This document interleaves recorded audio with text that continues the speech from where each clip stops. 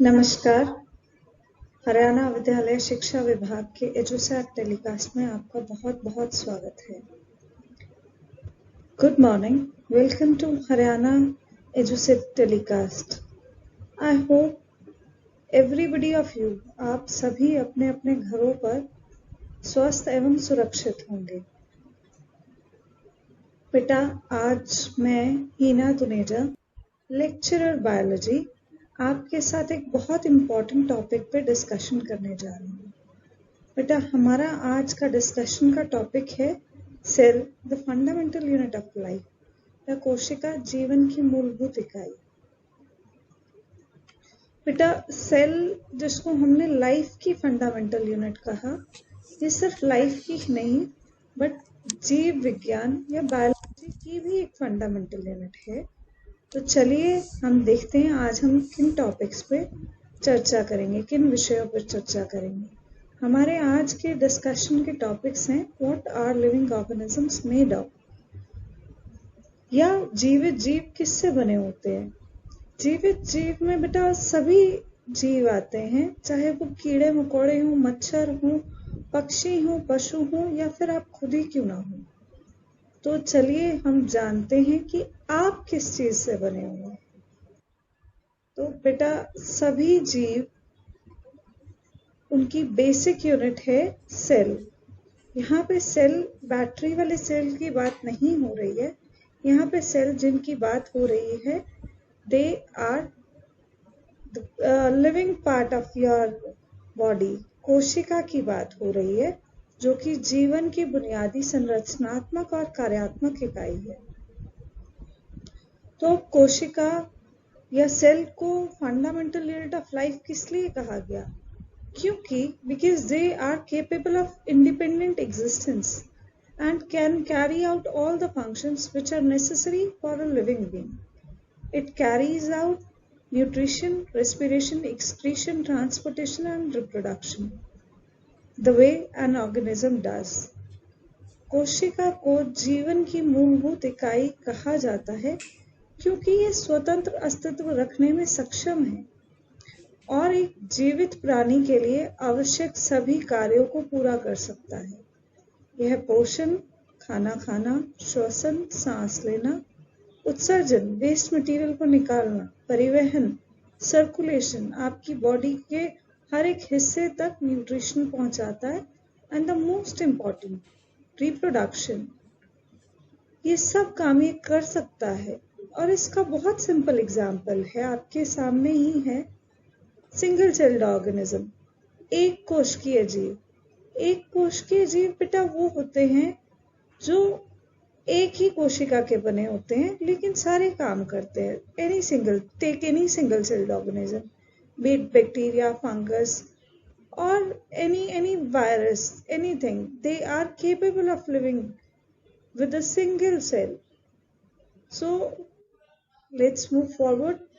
अब हमने ये तो जान लिया कि कोशिका क्या होती है, बहुत अच्छी बात है, लेकिन ऐसी खोज, ऐसी सेल की या कोशिका की खोज करने वाले वो वैज्ञानिक कौन थे, वो कौन महान हस्ती थे? तो वो कोई और नहीं, हमारे रॉबर्ट हुक थे, हमारे महान वैज्ञानिक रॉबर्ट हुक, जिन्होंने कॉक के एक पतले टुकड़े में कोशिका की खोज करी। रॉबर्ट हुक ने he discovered cell in a thin slice of cork in 1665, 1665 में एक सूक्ष्मदर्शी से काम करते हुए इन्होंने कॉक के पतले टुकड़े में देखा कि वहां पे मधुमक्खी के छत्ते की तरह छोटी छोटी इकाइयां हैं, जिनको उन्होंने टर्म दिया cell.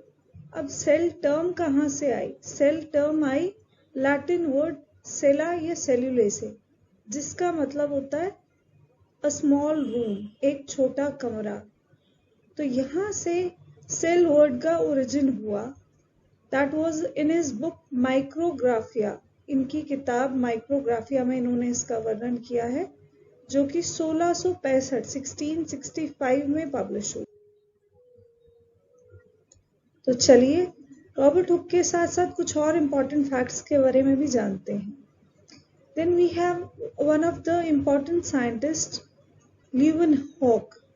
He discovered independently living cells in pond water in 1674. I guess आप टाइमलाइन नोट कर रहे हैं.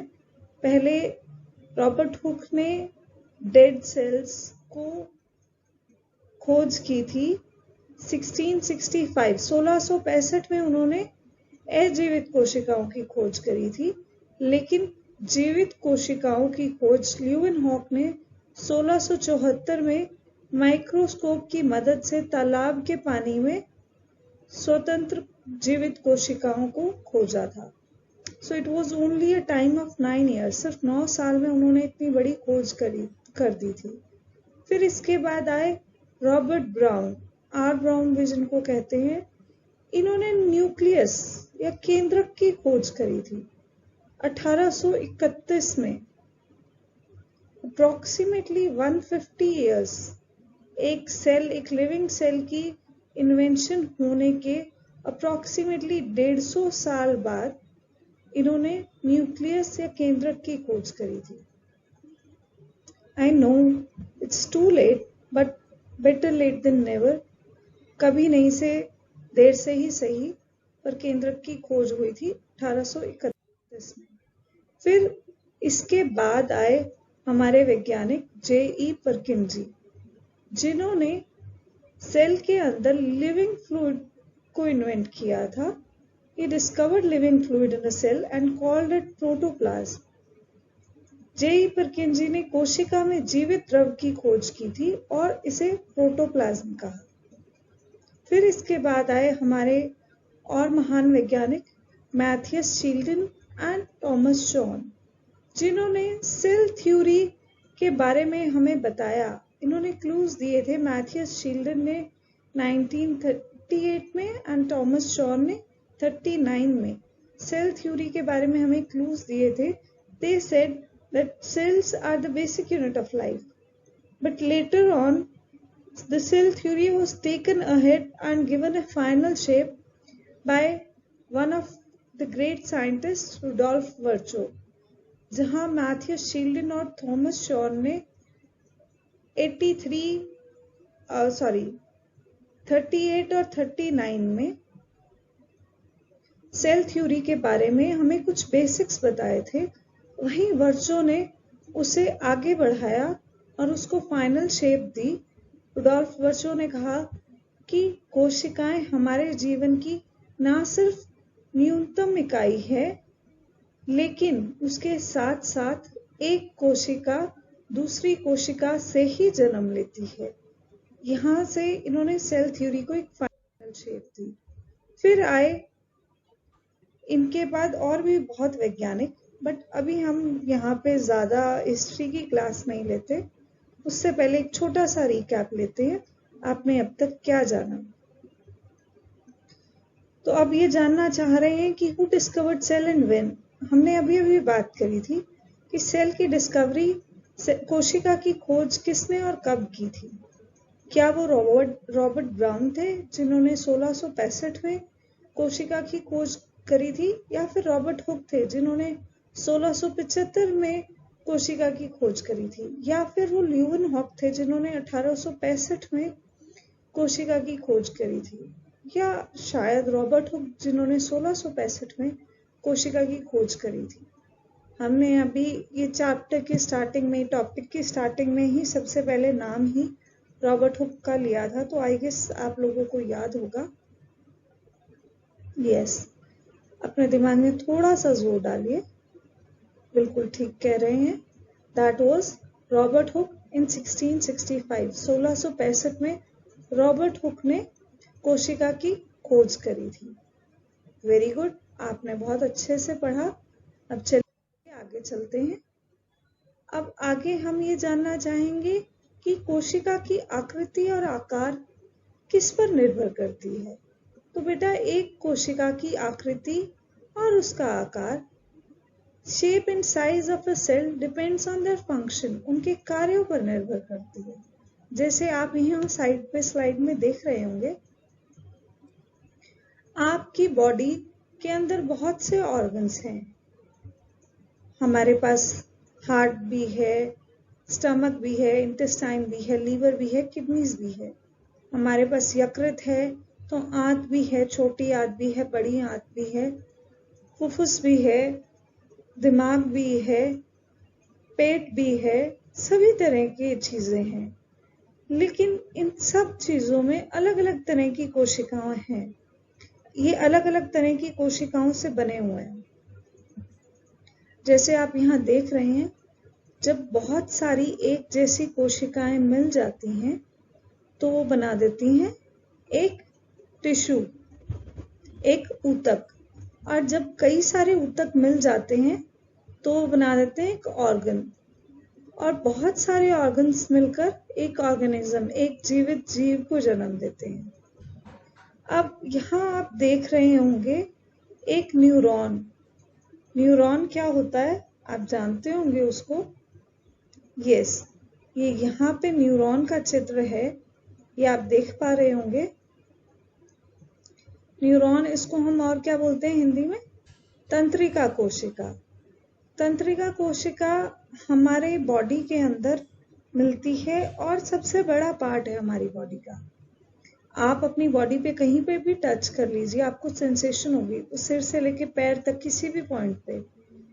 दैट इज बिकॉज ये तंत्रिका कोशिका आपके शरीर में पूरी तरह से फैली हुई है।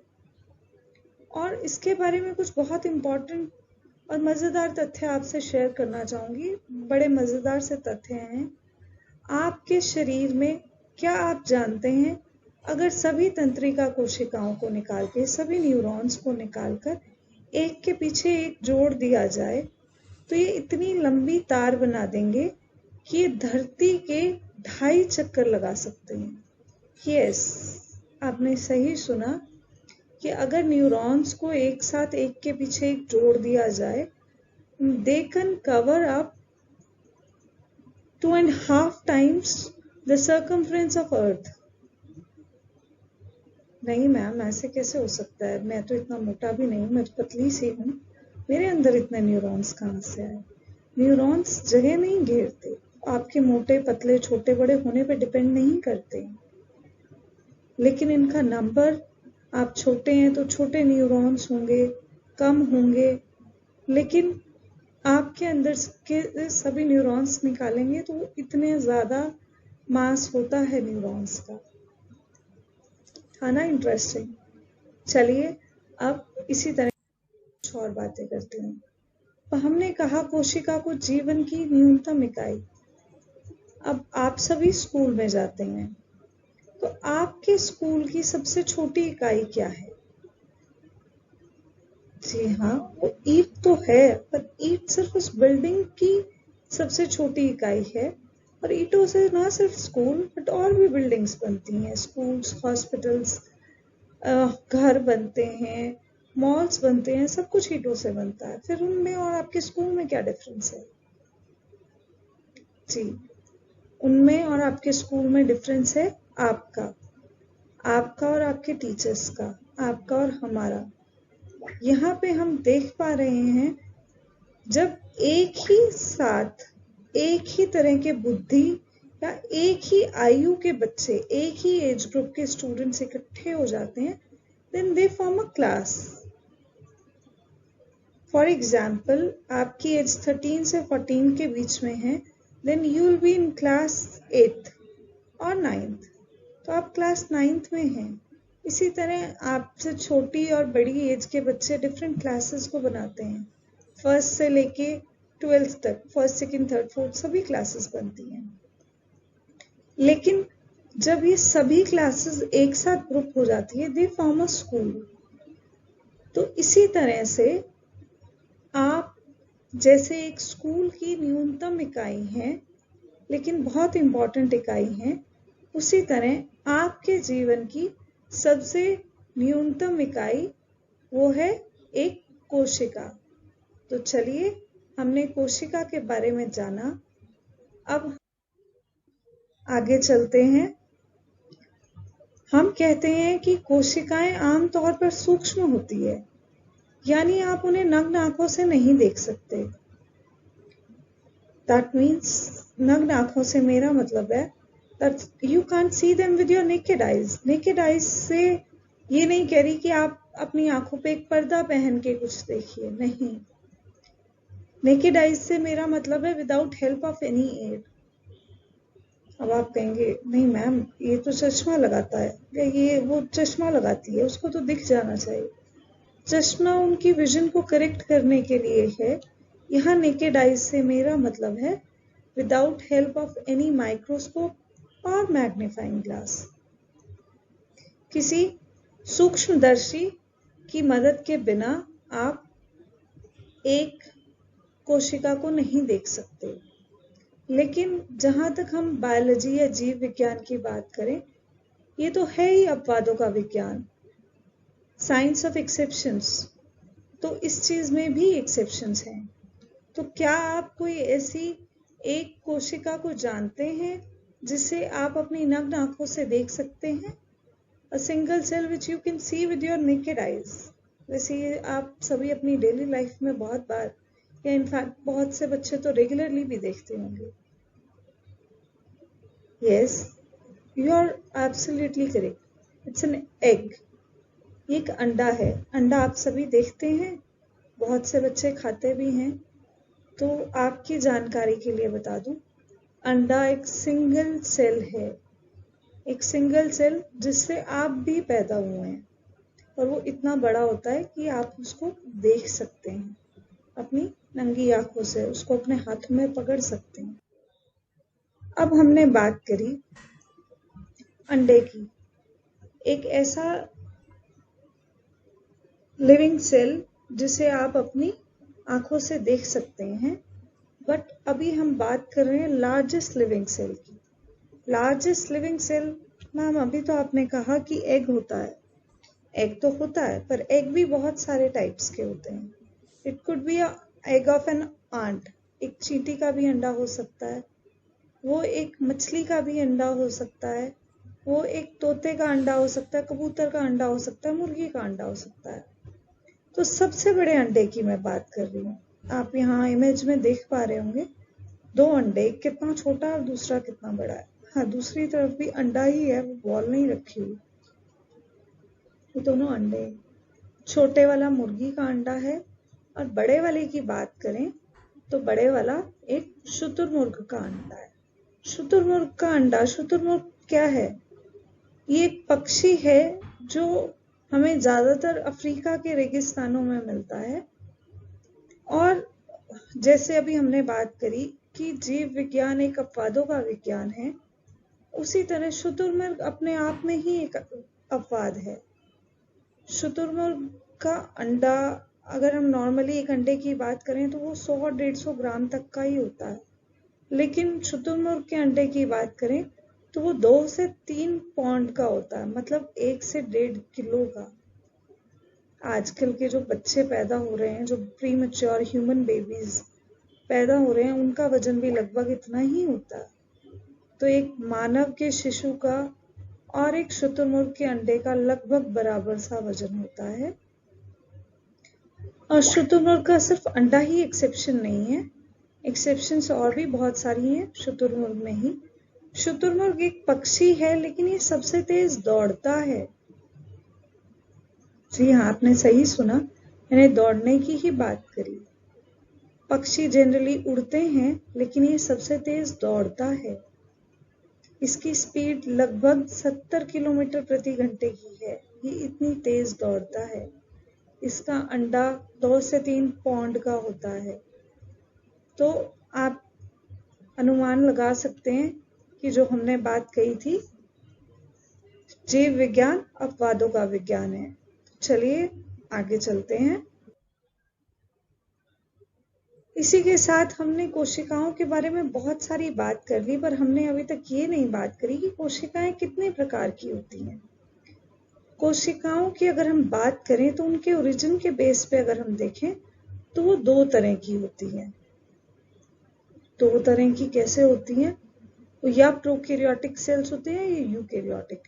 यूकैरियोटिक सेल को हम हिंदी में यूकैरियोटिक कोशिकाएं या ससीम केंद्रक कोशिकाएं भी बोलते हैं. जबकि प्रोकैरियोटिक सेल, जिन्हें प्रोकैरियोटिक कोशिकाएं या असीम केंद्रक कोशिकाएं भी कहते हैं। बहुत से बच्चों ने ये असीम केंद्रक और ससीम केंद्रक कोशिकाएं पहली बार सुना होगा, बट ये इनके हिंदी में नाम है। तो चलिए हम जानते हैं कि इनके बीच में डिफरेंस क्या है, इनमें क्या अलग अलग है। तो अगर हम प्रोकैरियोटिक सेल्स की बात करें, ये साइज में बहुत छोटे होते हैं। इनका साइज लगभग 1 से 10 माइक्रोमीटर का होता है, जबकि यूकैरियोटी 5 से 100 माइक्रोमीटर के बीच में होते हैं। प्रोकैरियोटिक सेल्स के पास अनडिफाइंड न्यूक्लियस होता है, जिसे हम न्यूक्लियोइड भी बोलते हैं, जबकि यूकैरियोटिक सेल्स के पास एक वेल डिफाइंड न्यूक्लियस होता है, जो कि न्यूक्लियर मेम्ब्रेन से कवर अप होता है। अब prokaryotic cells, they have single chromosome and all membrane bound organelles are absent, इनके अंदर नहीं होती। जबकि यूकैरियोटिक सेल के अंदर क्रोमोसोम भी ज्यादा होते हैं और इनके अंदर मेम्ब्रेन बाउंड ऑर्गेनेलीज भी होती हैं। आप जैसे यहाँ चित्र में देख रहे होंगे, प्रोकैरियोटिक सेल पहले जो है ये बहुत ज्यादा अनडिफाइंड है, जबकि यूकैरियोटिक सेल बहुत ज्यादा डिफाइंड है। अब इसका मैं एक बहुत सिंपल सा एग्जाम्पल दूंगी। पुराने जमाने में भी आपके पास घर होते थे, अभी भी गांव में कई जगह ऐसे घर होते हैं जो सिर्फ एक कमरे तक ही सीमित होते हैं। उसी के अंदर एक कोने में हमने चूल्हा बना रखा होता है, तो कोई भी डिवीजन नहीं होता। इसी तरह से प्रोकैरियोटिक सेल होते हैं, छोटे होते हैं, इनके अंदर अस्पष्ट केंद्रक होता है, एक ही क्रोमोसोम होता है, झिल्ली युक्त कोशिकाएं नहीं होती, कोशिका अंगक नहीं होते।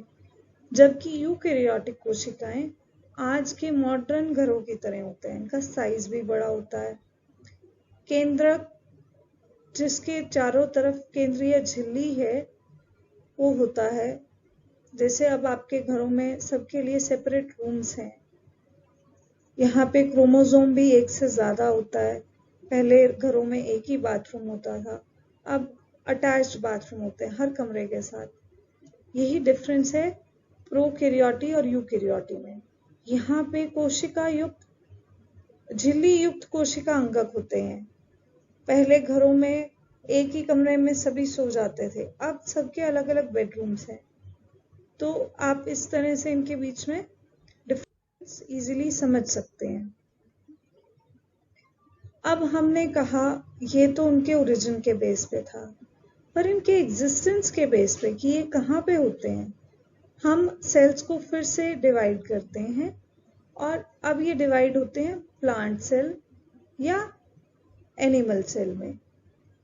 अब प्लांट सेल की हम बात करें तो इनके पास एक फिक्स सेल वॉल होती है, जबकि एनिमल सेल में सेल वॉल नहीं होती।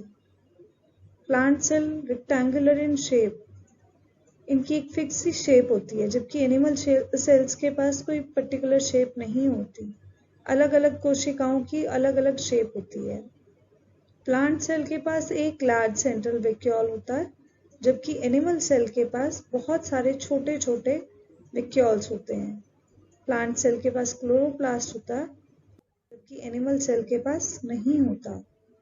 तो इसी तरह से आप चित्र में भी साफ साफ डिफरेंशिएट कर सकते हैं पादप कोशिका यानी प्लांट सेल और जंतु कोशिका यानी एनिमल सेल। अब हमने पादप कोशिका में कहा कि झिल्ली युक्त, झिल्ली के अलावा प्लाज्मा झिल्ली भी होती है और हरित लवक होते हैं। बड़ी एकल रसधानी पाई जाती है, जबकि जंतु कोशिका में सिर्फ प्लाज्मा झिल्ली होती है। इनमें हरित लवक भी नहीं होते और छोटी छोटी कई रसधानियां होती हैं, एक की जगह कई सारी। तो ये थे पादप और जंतु कोशिका के बीच अंतर। तो अब एक छोटा सा रिकैप, हमने कोशिका और उसके बारे में, कोशिका के प्रकार के बारे में बहुत कुछ जाना। अब एक छोटा सा टेस्ट हो जाए। आई गेस आप सभी के पास नोटबुक्स और पेन होंगे, तो please note down the questions.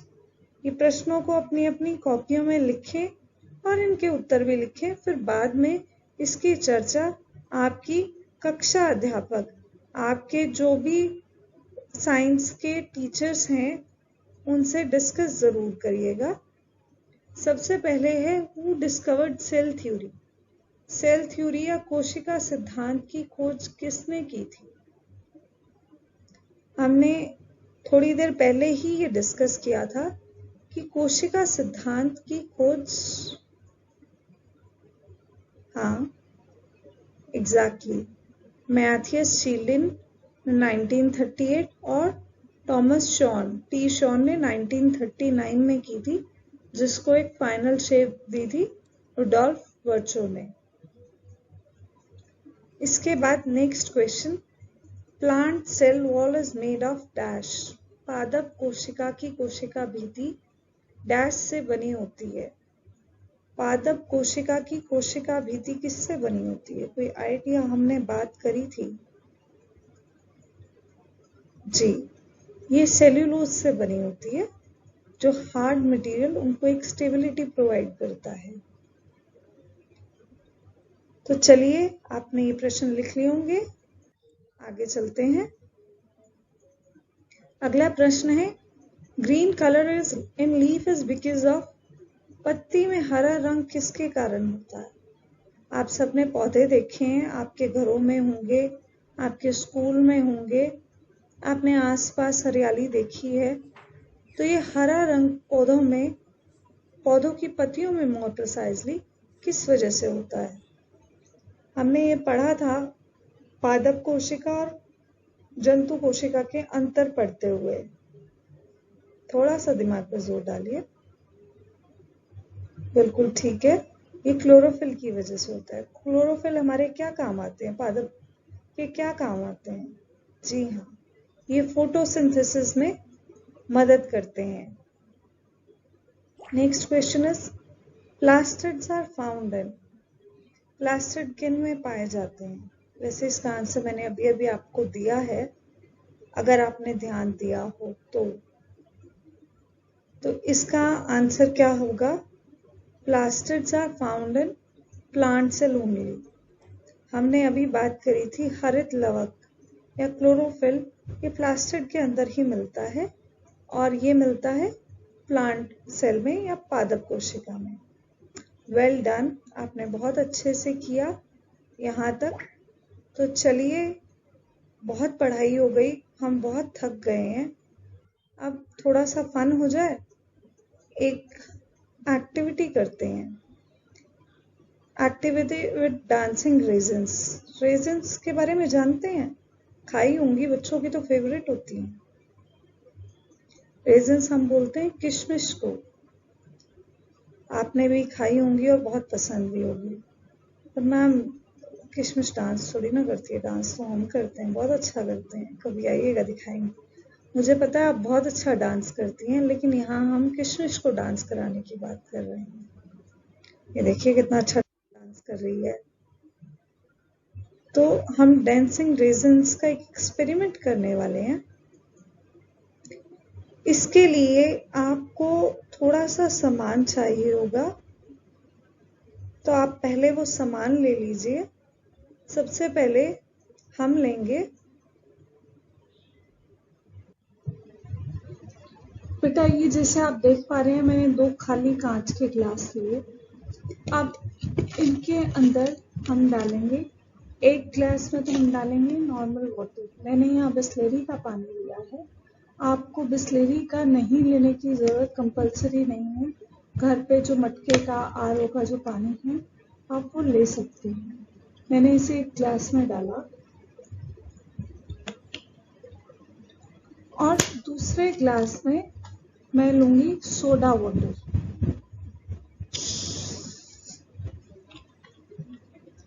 जिसे हम कार्बोनेटेड वाटर भी बोलते हैं। मैंने इस ग्लास में सोडा वाटर लिया। अब मैंने क्या किया, दोनों ही ग्लासेस में कुछ दाने किशमिश के डाल दिए। तो आप देख रहे हैं पानी वाले ग्लास में तो ये नीचे बैठ गए, लेकिन सोडा वाटर वाले ग्लास में मैंने जब किशमिश डाली तो ये डांस कर रही है, ये ऊपर नीचे मूव कर रही है। ये ऊपर नीचे मूव क्यों कर रही है? दैट इज बिकॉज जो कार्बोनेटेड वाटर है इसमें कार्बन डाइऑक्साइड की वजह से, सोडा होने की वजह से ये किशमिश मूव करती हैं अप एंड डाउन, ऊपर और नीचे मूव करती हैं, जबकि इसमें कुछ भी नहीं होने की वजह से किशमिश यहाँ नीचे बैठ गई है। तो ये है बेसिक डिफरेंस। इस एक्टिविटी का मेजर रोल प्ले यहाँ पे क्या था? ये था कि सोडा वाटर जिसके अंदर कंप्रेस्ड गैसेस होती हैं, कार्बन डाइऑक्साइड गैसेस होती हैं, कार्बोनेटेड वाटर भी जिन्हें हम बोलते हैं, इसमें गैसेस के कंप्रेस होके डालने की वजह से किशमिश के ऊपर लोड पड़ता है और वो ऊपर नीचे मूव करती है, जबकि इसमें किशमिश बिल्कुल नीचे बैठी हुई है, बिल्कुल भी मूव नहीं करती। तो ये थी बेटा आज की एक्टिविटी। आई होप आप भी ये एक्टिविटी घर पे करेंगे और इसको एंजॉय करेंगे। तो इसी के साथ हमारा आज का, तो बेटा ये थी हमारी आज की एक्टिविटी और इसी के साथ आज का हमारा लेसन प्लान यहीं पे ख़त्म होता है। आई होप आपने ये एक्टिविटी एंजॉय करी होगी। अपने घर पे इसको करके ज़रूर देखना और अपने पेरेंट्स को दिखाना, मम्मी ये देखो नया जादू ढूंढ के लाया हूँ या नया जादू ढूंढ के लाई हूँ। घर पे आपको ज़रूरी नहीं है कि आप यहाँ पे सोडा वाटर लीजिए, आप कोल्ड ड्रिंक्स भी यूज़ कर सकते हैं। उनमें भी ये ऐसे ही करेंगी, किशमिश डांस करेंगी, जैसे इस ग्लास में ऊपर नीचे हो रही हैं ऐसे ही आपके ग्लास में भी वो डांस करेंगी। तो लेट्स मूव अहेड। इसके साथ ही हमारा आज का ये लेसन प्लान यहीं ख़त्म होता है। Rest in next video. Till then keep watching and keep enjoying Edusat. Edusat देखते रहिए और उसको एंजॉय करते रहिए, पढ़ते रहिए and stay home, stay safe. घर पे रहिए, सुरक्षित।